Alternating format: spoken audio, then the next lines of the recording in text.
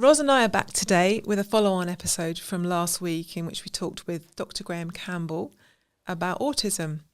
And we are going to welcome Rose, who contacted us because she wanted to share her story about her autism diagnosis at 15.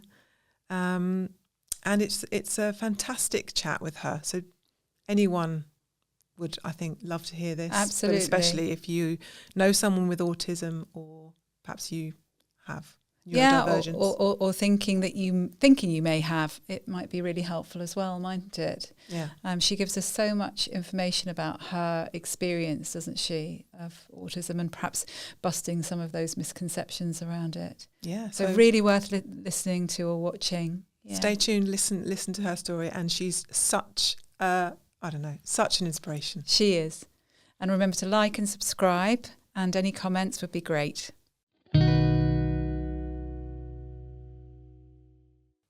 Hi Rose, and thank you so much for coming to join us today. We're very excited to speak with you because you reached out to us, didn't you, about you wanting to share your story about your autism diagnosis and how you've navigated that. Yes, absolutely. It's a pleasure to be able to share my autism journey on a wider platform. It's definitely something I've really wanted to do. And I think it's going to really benefit lots of people to hear your story. Oh, thank you very much. Thank you for having me. This is great. How about we start with then how the process of getting a diagnosis came about for you? Because you were 15, weren't you, when you were diagnosed? I was, but if you don't mind me taking it back to when I was little. By all means. When I was born, I was quite shy, and my mum tells the story of when she was pushing me in the pram when I was only a few days old. Somebody peered into the pushchair, and I didn't like that eye contact, so my natural instinct was to just cover my eyes and see. And I think the lady was a bit like, she can't be shy at this age. And then sort of later down the line, I got diagnosed with developmental delay because I was quite delayed with speech, etc. And my mum did query autism at an appointment, and they said it can't be autism. She engages in imaginative play. So that was how interesting. Misconception. So often those motherly instincts are right. So yeah, and then when my sister was born, my youngest sister, who's now 20, I pulled out half of my hair, and that for me that was a way of coping with her being born, because it was such an exciting time, but it was almost my mind couldn't cope with that. And also I didn't breastfeed for a long time because I didn't like that eye contact and that sort of physicality element. And also I've always had a higher pain threshold, so if there's like a boiling hot tap, I'll put my hand under it, I can feel it, but I won't necessarily flinch. And I've always like when I was, even from day one, I slept right through. And my mum often says, she says, I woke up and I was in a bit of a panic because you didn't wake up for feeds, you didn't wake up for a nappy change. And I think that does all of these little things, looking back, it's always been there, it's just not been really obvious. And it's so interesting, that hindsight thing, isn't it? That actually instinctively your mum, kind of knew something, and she was with you, wasn't she? And then actually now, with everything that you know, looking back at all these different signs, like you say. Yeah, absolutely. And even things that I do now in my own home environment as an adult, I think, oh, I've been skin picking when I've been anxious, or I've pulled a bit of my eyebrow out, or whatever that may be, or I've played a video and I've played it over and over again, or a certain song, or I've slammed a door in a particular way, and all these things that I look back on and think, ah, just because I'm a fully functioning adult, there's still little things that come. But masking is a big one because all through primary school I was okay, and then sort of hit secondary school. First couple of years were pretty good. I was achieving quite well, but then got to sort of the year 9 age, and as well as hormones, all I was withdrawing. I was having meltdowns 3 to 4 times a week, sometimes for 2 hours plus. So that sounds a really tough time. It was very, very hard to sort of navigate. And because I suppose I didn't have those toddler tantrums when I was younger, it's almost like my brain was saying it needs to come out, and I had no control. I wasn't road safe. And there's all these things that you think about, and I've really had to work on. And I think, like, even I see a counsellor once a week, and for me, that's just it's so helpful because it helps me to know that I'm not the problem. I used to call myself an autistic freak, and for me, Oh, that Rose. was my whole being. But now I just see it as a real positive and insight. So can But you take us back, just coming back to what you were saying there, that so much through your yeah, your childhood, even from being a toddler, a baby, through yeah, to teenage years, um, there were things that you noticed, your mum noticed, that didn't yeah, seem like, I don't know, like they were like how other people experience things, yeah. or yeah. Um, but you didn't have any kind of way of understanding this then. You didn't know what it was. You didn't know. I I didn't know what it was until there was a moment at secondary school where we had an autism awareness day in partnership with the National Autistic Society. And I just had a moment where I thought about it, not necessarily always that me, but I just wanted to find out more about it. So I don't know if that was the realization for me. I'm not entirely sure, but yeah, because I had a friend at the time that had autism and ADHD, so I was always pretty, but on a very, very different level to me. So I Mm, wasn't really sure, but yeah, but no, I think for me the diagnosis process was really hard because they bring up so, so much, and it's almost like all the negatives. So that was my association with autism, that it was just this negative indifference. It was very, very hard for my sisters to relate to it, and my family. Um, but yeah, that's how it is. And yeah, it's been a big journey, and it takes a long while, the process of getting a diagnosis, as you know, through the NHS. But So can you just sort of take us a little bit into more detail, if that's okay, and yeah, what, you're describing what this was like for you and your family, that it yeah, seemed that, you're kind of starting to become more aware of something that might link when you had that autism awareness day. yeah. And then how did you get from that to the point of getting to your diagnosis? How did you travel to that point? So I was on the referral list at that time. I moved to a much smaller Christian school in a village that was closer to home. And I was okay for a little bit, I was sort of navigating it. I wasn't best pleased about going because, I had so much bad experience from school. And yeah, and then things shut down there, and the people there didn't understand autism. For example, I had a bit of a meltdown whilst I was there, and I was a little bit upset and anxious, and I just needed 5 minutes just to cool down and just a little bit of downtime.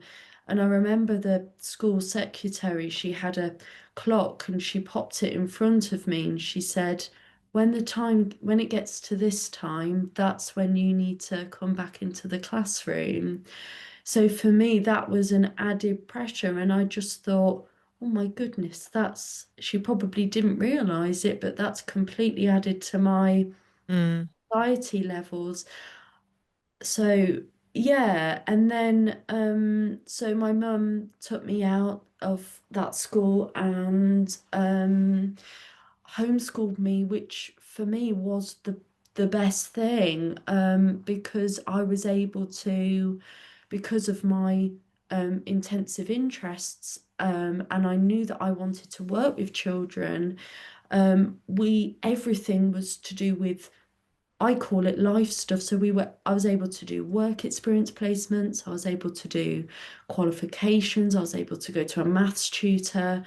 And for me, that was just a massive weight. But towards the beginning, we really had to work on all of the anger and the emotions that I had. And then I was able to then go to a smaller college and take my exams. And So would now you have had your diagnosis by this time then? Is that when you went through the diagnosis process? this Yeah. was during the time. During that time. And it sounds Yeah. like that whole thing, with everything that you were experiencing, everything that you were feeling, the sort of meltdowns that you described, the Yeah. overwhelm, the anxiety, the pressure, and also I imagine for your mum and like you say, your sisters maybe trying to understand. And dad as well, And your dad. and they were Yeah. trying to study and learn, and I was there really emotionally distressed, so they weren't able to concentrate on what they needed to do. So it did have an impact on the family as well. But I think through all of this, I know myself, my self-awareness has become so good, and family members have picked up on that too. But yeah, but then with the diagnosis, because it was taking such a long time, and you know what it's like, you can't get much support without that diagnosis, that Yeah. we were fortunate enough to be able to go private to an educational psychologist in Northampton, which is a couple of hours away from where I am. So even that was exhausting and it brought up so much, but the report was so much more thorough. And then literally not long after that, got the diagnosis from the NHS for autism. So, but not everybody has that opportunity No, to no, go, not everybody yeah, can, unfortunately, afford to do that Yes. privately, can Yeah. they? yeah, Which is why I think we had Dr. Graham Campbell on. It would yeah, be last week's episode when by the time yeah, this comes out.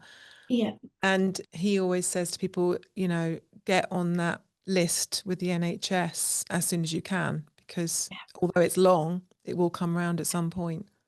yeah. It was a doctor's appointment originally. That's how I got referred, and yeah, it was anxiety to begin with. Mm, But yeah, because the anxiety, like I was finding that things that had happened, I was holding on to those emotions for days afterwards, and it was like an emotional blockage for me. mm, But now like with the counselling that I have, if I've got any problems, I can talk to her, and it's almost like she gives me that written book of social rules. She's able to see it from a different yeah. perspective, and for me, that's how I'm able to understand others that are different from me, different personalities, for example, in a workplace. So yeah, So it so sounds yeah. really helpful for you. So Rose, how did your sort of understanding of yourself change from pre-diagnosis to post-diagnosis? Once you had that, how did that change for you? I Well, can I think can I jump in because I just wanted to check before we go on to that. How did you feel about the diagnosis? Because some people, when they get a diagnosis, they will be, wow, that's great. I know what it is. Brilliant. And other people, yeah, it's not I it's not think received Good so well. question. yeah, that's a great question. So I think I knew that it was autism because of, what it might be, and I had a feeling during the process. But to be honest, I just felt really deflated and upset. And I think because like now I love it, and it's, you know, like I get my insight and knowledge is so great. But then at the time when you're 15 and you're not fully sure of who you are and Yeah. what your future looks like, that's incredibly hard to then be like, you have autism. And it was such a focus throughout the end of my teenage years, but then sort of 19, 20, I'm 23 now, it's been quite a positive journey, and it's meant that can use everything that I know just about my autism. I can support the children in my work, you know, like work colleagues have received that very, very well. And at first I didn't want sort of work to know about my autism. I thought I'm just gonna, because I was so afraid of being misunderstood. But now it is such a positive that I have been able to share that with the people that see me the most. So I think that's so lovely for people to hear. Yeah, that might be very listening to this or watching. much so. Yeah. Sort of seeing that experience, and you know, you'd sort of, I suppose, had so many misunderstandings, hadn't you? People have really misunderstood you in the world leading up, then finding your diagnosis and actually getting it, even though you knew, having that confirmation, and then, like you say, that deflation, but getting to this place now where you can really, in a way, understand yourself and celebrate yourself. Absolutely, it's really great. And a lot of people give me compliments, and I think, oh, that's great. Like, somebody said to me, oh, you've got a really, it's all in the detail with you. You're very detailed. And I'm like, oh yeah, actually, I think that is a little part of my makeup. But and this might be quite controversial, but I don't actually like the term autistic, because for me, it has that persona of that's your whole being. And I don't believe that everything that I think, feel, and do is to do with my autism. And It's not all of you. Yeah. exactly. So yeah, I have become more open about it. And you know, like the other day I saw a boy at work who I knew it was stimming, and I said, he just needs a minute. And our staff just let him do that and just see it as a positive. And I think if I wasn't there, he would have Yeah. been misunderstood. So it's not, effectively, it's not just me, it helps others, doesn't it? If you're able to share just little nuggets of information, it's massively helpful. Yeah. Sorry for jumping in on No, your that's absolutely question. fine. It's fine. I think that was kind of answered anyway in terms of what you did and how you know, sort of relate to yourself, you know, following the diagnosis Yeah. compared to before, albeit that has sounded like it's been a journey. So Yeah. in terms of you not necessarily liking the word autistic, Yeah. in terms of people who are listening and watching this, I still think it might be quite helpful to hear your sort of your experience of how you would describe autism. Yeah, definitely. I would say I really, really like the term neurodivergent, because the autism scale is so high and low and in between. But to me, it means having a different incentive and perspective on the wider world and finding amazing ways to inspire others. That's sort of how I would envision it. And I look at the things like even going on a podcast today is a big thing. So, and just my individuality as well, just be really proud of that as well. Like, you know, there's often a misconception that people with autism, they don't get jokes, but sometimes that's not the case. It's just that they don't feel a need to necessarily react to the dad joke that somebody has said. Yeah, that's Yeah. such an important point, isn't it, about the Yeah. misconceptions? Yeah. What other misconceptions have you kind of experienced? Because you said about the sort of, oh no, she's not autistic because she doesn't, because she has imaginative play you were describing when you were little. Do you have any other experiences of sort of misconceptions which perhaps will help in terms of that formulation of understanding for people of autism? Sometimes the black and white thinking, but often that can overlap into emotions and anxiety.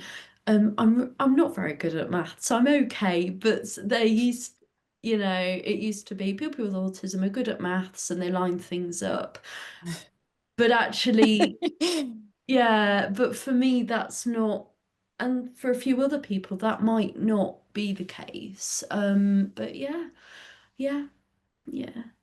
So yeah, what are the other things people would think? So Yeah. sensory, that's something people often Yeah. associate with autism, isn't it? Yeah, see, for me, it smells. So it can be cooking smells. It's feeling that the smell is still there for a long while afterwards. And sometimes that's when the stimming can come in. If I'm tired or overwhelmed at the thought, I do quite a lot of meditation to just help bring everything back, and just make everything feel calmer. But I would turn my hair from side to side. I can't stand any fried food or sizzling. It would cause me like physical pain. I can't, like, if people give me a kiss, I can't, like, for me, that feels like a stain, like it's still there for a long while afterwards. Same with like walking on sand. I used to love that, but now I find that really, really difficult, and my feet clench up, and that's where the hair pulling comes in. And I'm still working on that now because of it has become a habit because that was my coping mechanism. Yeah. Yeah, yeah. So And what definitely, about socially? Because that's often a difficulty that people with autism might experience at school, especially. yeah. In the But workplace, it's go on. it definitely, like, for example, I used to have a worry for days after, did I say hello to that person? And it would go over and over. And the reality of things, it was just a blockage. I couldn't see the friendly rose that everybody was talking about, the kind rose that people were talking about. But now if I don't worry about things like that as much. But things like I was chatting with a parent yesterday and I said, oh, he's doing really well with I work in a nursery, and I was doing really well with the fork and knife, and I was meant to say spoon, and I went home feeling really worried about that, even though it's not really a big thing, is it really? Yeah. But for me, I will think about that for days afterwards, and then that's where the exhaustion and burnout comes in. Like Yeah. I could I go can hours imagine. without eating, knowing that my body's hungry, but just not eating. I can go a while without going to the toilet, having a drink, just because I am so burnt out with that big wide world. And even from the minute I wake up, before I've even got to work, I'm absolutely exhausted because of all the anxiety that comes. So, for example, I have 6 alarms every morning, and I love the predictability that my bus number is always the number 50, and it always leaves at 7:45 on the dot. I like little bits of routine. So, Yeah. some changes can be hard, and some others can be expected changes that I'm okay with.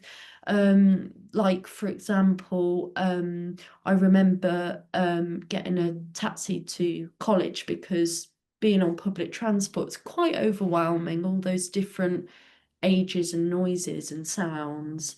And somebody knocked on the door, the taxi driver, and I was a little bit thrown because he says, "Oh, I've called for Rose," and then I just remember like bursting into tears, being really confused by this. And then but what was really lovely, it was a minibus and it had lights, like party lights. So he showed me the party lights, and that just gave me that reassurance. But I needed a lot of a lot of support. But like now it's great because I live on my own. I'm fully in control of my environment. And I do find that I have personal independence payment as well as working full time. And I use it for things like the counselling and the sensory needs. So sometimes in times of distress, I might use a bit too much antibacterial spray. But for me, that's soothing all my distress because there's so much in here. And somebody said to me, "You are like a swan. You're very calm on that surface, but you're paddling away underneath." So yeah, that's what it's like. Yeah. We've got so much to ask you. Yeah, it's like so lovely hearing how you're describing things, Rose, and you're so articulate and helpful in your descriptions for us to get a feel of you, hopefully you're feeling that back. I was just wondering about whether you could say a little bit about masking and what that is and how that has been for you and the experiences that you've had within you, as it were, how that has felt for you, masking at times, and how that is for the world sort of outside of you or your experience of that. I think it's not something you choose to do. Somebody once asked me, they said, "Oh, do you choose to mask? Is it something that you choose to do?" And I sort of said, "Oh, well, no, not It's not really. It conscious. comes when it comes." And So what has it looked like for you? What has masking looked like for you? So, for example, if somebody's speaking in a certain way or like a jokey way, or they say a phrase like, "I love that," or I'll copy that and imitate that as a way of not necessarily fitting in and not being comfortable in my own shell, but to just, that's what comes naturally. Like when I was younger, if my mum, again, going back to that, she was chatting with a friend, I would imitate their do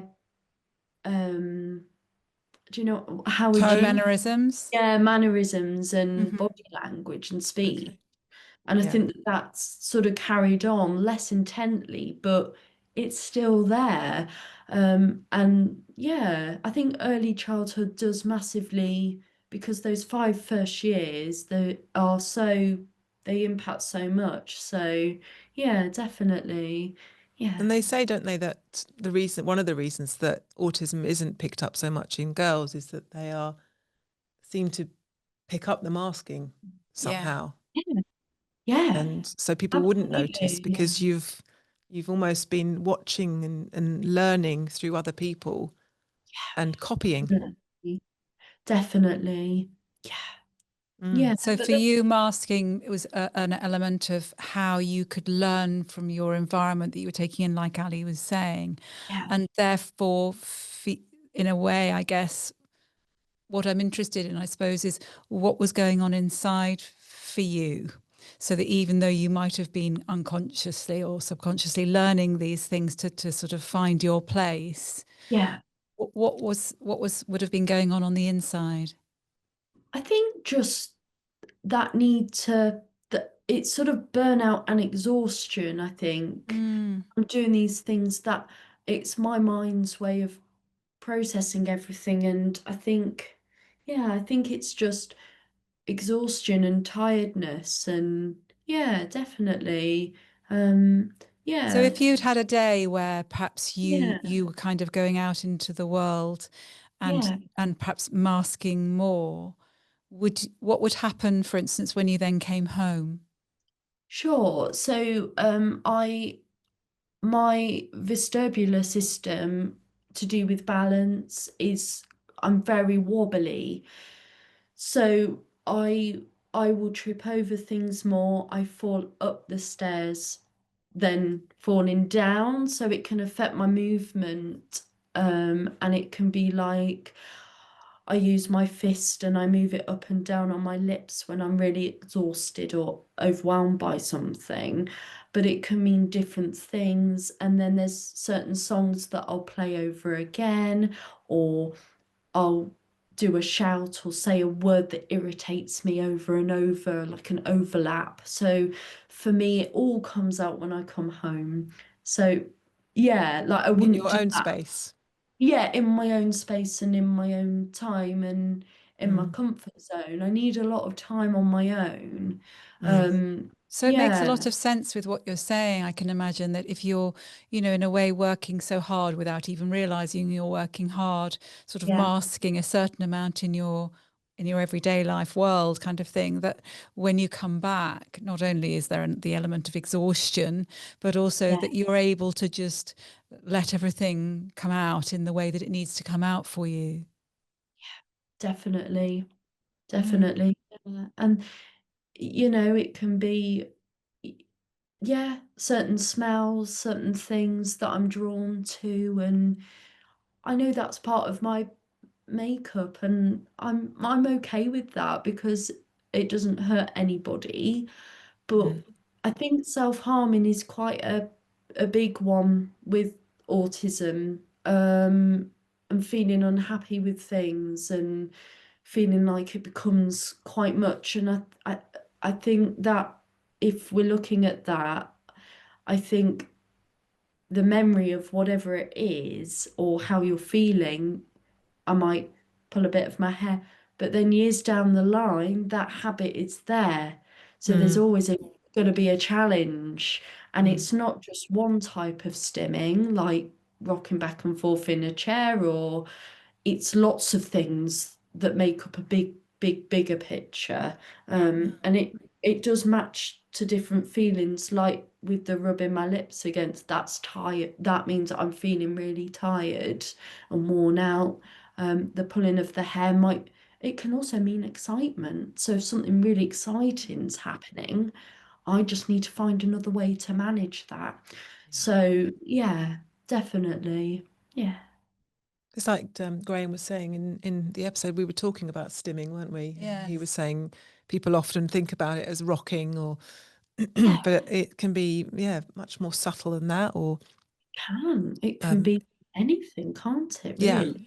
And how Uh, you're making that, really important link to different feelings, different emotions that you're experiencing, yeah, and that's a communication in a way, isn't it? That the things that you are doing are a sign of how you're feeling, yeah, whatever those definitely, feelings are, and they can be mixed, whatever varied emotions. definitely.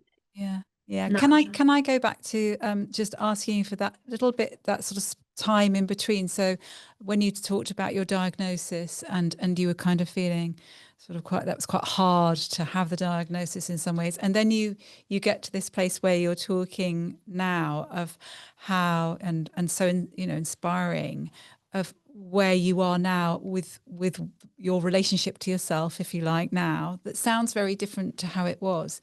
How did you get to here from that place just when you got that diagnosis and felt low? How did you get to the place where also you've put in all these things to guide you towards what you want to do? It sounds yeah, really proactive to yeah, find what's important to you.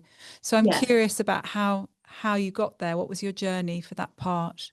So after homeschool, I thought about qualifications that I wanted that would spur me on into the job that I have now, which is working with early years. So I was like, well, oh, I want to do forest school and Montessori and this, and this. So I did all of those amazing things. Like I spent a week in Sheffield, forest school training, and that was really challenging. But I did it and got the Can you qualification. say a little bit more about what you found challenging about it? I think it was because sometimes I struggle with my fine motor skills, and I know Ah, that's a little okay. bit of a part of my makeup. So like shoelaces I find really hard. So I can do a knot, but I can't untie the knot. And I was shown how to do it. And I think because there was some practical elements on the course, and I just had a little bit of a shutdown. I just needed to phone my mum and just say, it's all just become a little bit too much. But then I went in and carried on, and I just needed a lot of repetition. And I find that for me, I need that. you know, so that was hard.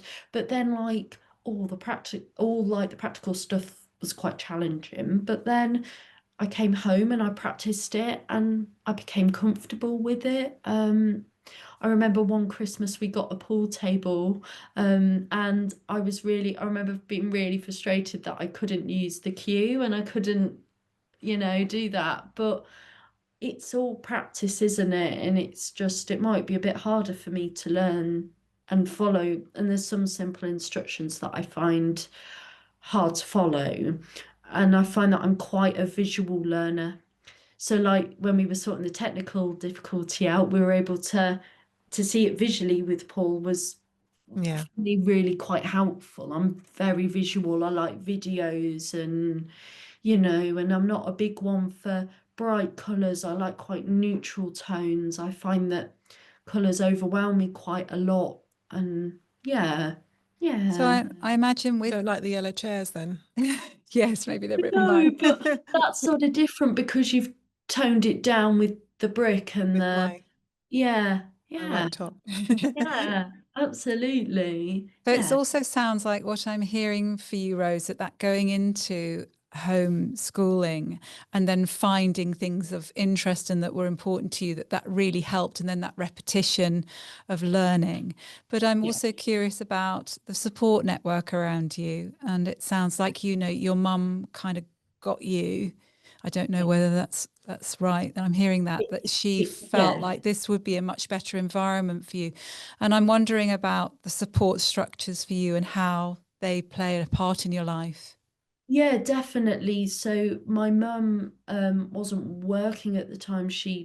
My dad was that main breadwinner during all of that time, and she really stuck by me and was often up with me in the nights with the meltdowns. And I remember laying in bed and just feeling really scared and fearful and lost, and she just sort of lay with me and was Mm. really patient because, you know, I would scream, I would turn the music player in the car, I'd take my seatbelt off. There was a lot.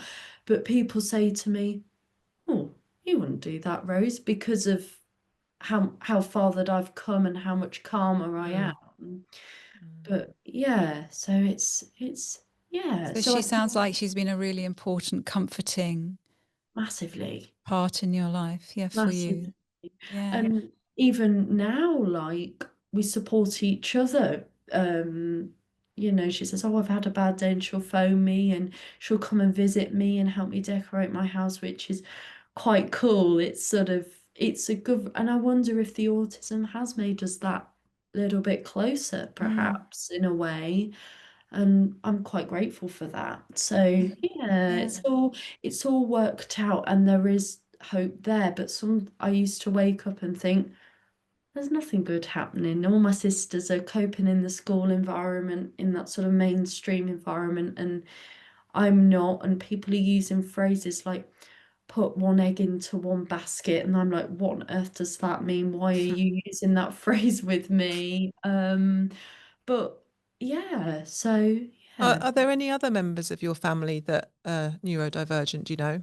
Because it's Yeah, often, yeah, so my cousin is on my mum's side, so it's my mum's sister, it's her daughter.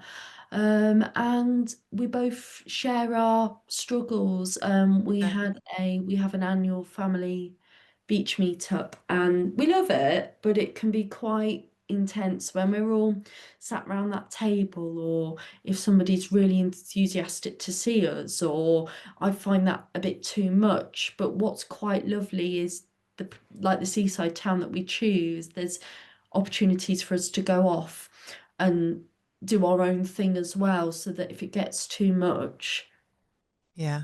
yeah. And it was really Mm. interesting because my cousin said, she said she's, I think she's 17, she said they don't have autism, do they? And I thought, yeah, Okay. that's true. Yeah. It's realizing that, and for a long while I felt that I was the problem and it was Yeah. my fault. And oh, That's so common, I think, isn't it, for Yeah. people to feel yeah, that? Yeah. yeah, Must be nice for your cousin to have you, as yeah, well, to have you yeah, to look up to because yeah. you're an inspiration.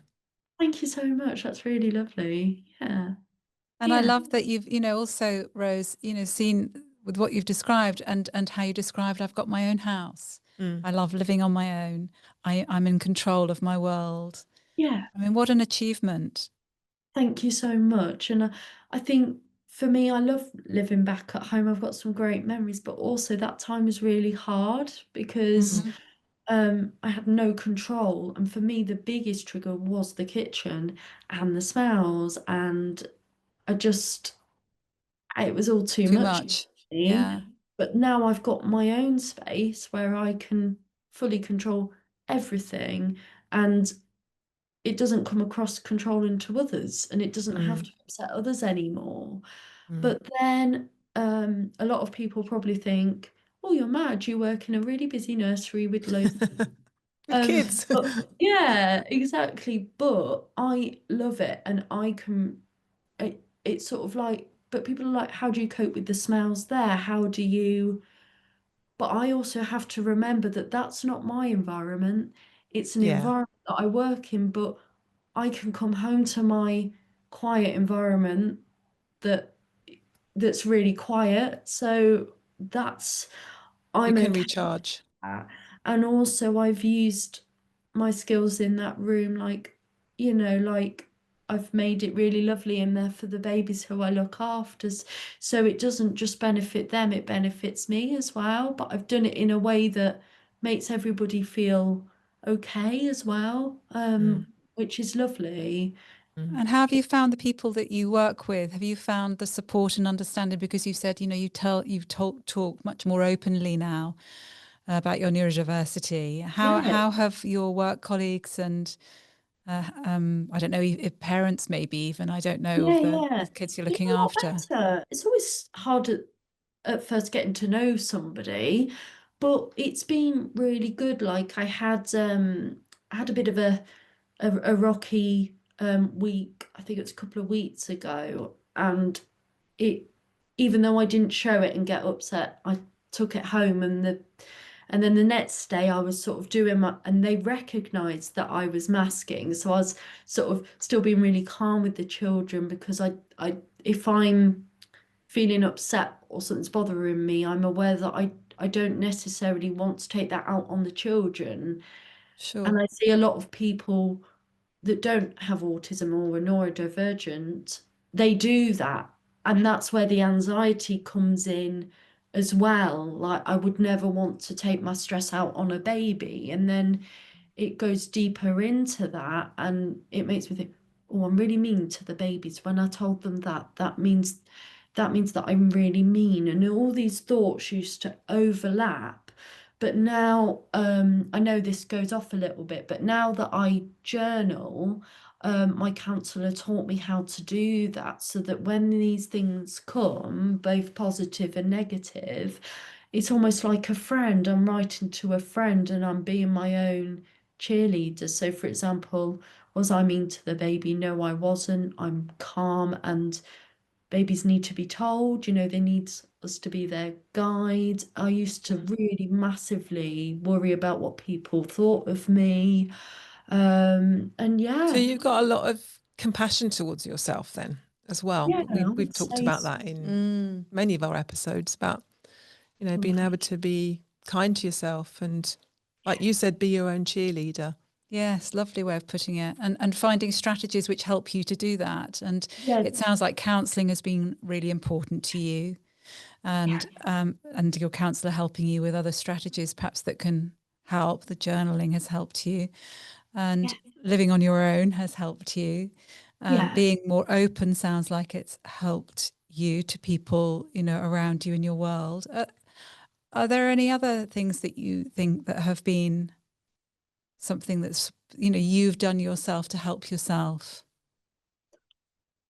I think I think just having more opportunities for self-care. Like, I put 100% into work, but what I was finding is I was coming home thinking about that all the time, Saturdays, Sundays, every hour of the day. But I think finding my own interests, like I love clay and I love watercolour painting, and I love, all these different things. And for me, I just needed to do a little bit more of that, because it's almost like I didn't know what to do with myself.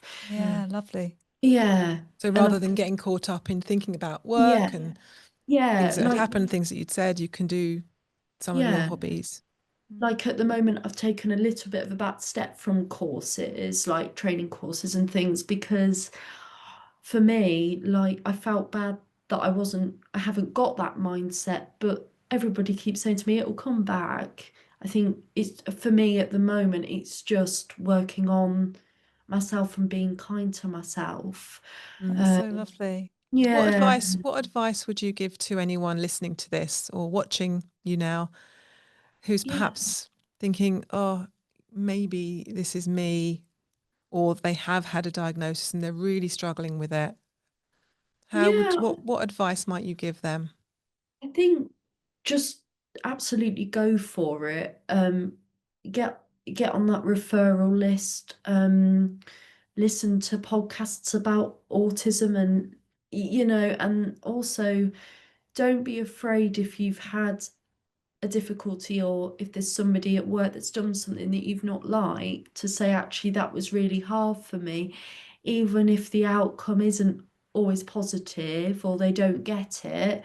It will help in the long run, definitely. Yeah, good And point. even if they're like, oh, but that's upset me, it's like, well, actually, you need to be honest and say, and what you're saying isn't rude or wrong, but do say, I think. Yeah, yeah. Y- Yeah. Thank you so much. You're also Rose, it's been welcome. great to talk with you. Thank you for coming on. Thank you so much, and don't let anybody diss your ability. I'm a really strong believer in that. So, yeah, I mean, life isn't perfect for me at all, but it just shows that there is a little bit of light there amongst all those challenges and all that visual noise that somebody with autism experiences every day. Sensitivity to bright lights, to, I have that sensitivity, and that's great because you become so in tune. I feel I'm quite in tune with the babies, because I don't like loud music. When I'm having a Yeah, meltdown, I don't want somebody shaking a bell near me, so I've got yeah, A all lot of this empathy. awareness. Yeah. Yeah, So it's really great. So yeah, yeah. Thank yeah. you for having me. Oh, Yeah, thank you our for coming pleasure. on. Yes, Thank you so much. absolutely. Our And I think the pleasure. theme there was be your own cheerleader. Yes. And I definitely. love that. Don't diss your ability. Yeah. I think that needs to be a slogan. Yes, it does. I We need love a it. t-shirt with it Yeah. on. Oh yeah, in pink or purple. So In that would, pink or Yes, you were purple saying about your colours, yeah, pink and yeah, purple, for or autism. for autism. yeah, for the Wearing national. pink today for those who are listening. Yeah. Yeah, definitely. That's awesome. Thank you so much. All right. Rose, thank you so much too. And we look forward to kind of hearing more of your journey maybe in the future. Yeah. That's fantastic. Yeah, definitely. I'd love to do another one. Great. We'll take you up on it. Yeah, Take care. awesome. And to you. Bye, Bye. Rose. Bye. Bye-bye. Thanks for listening. We would love you to like and subscribe to this channel or this podcast, because it does help to get the word out to other people to benefit from us. And also to comment. Any comments, we'd love to hear from you. And of course, yeah. Yeah, and especially, from today's episode, anything that has kind of impacted you or touched you about Rose's, chat with us on autism.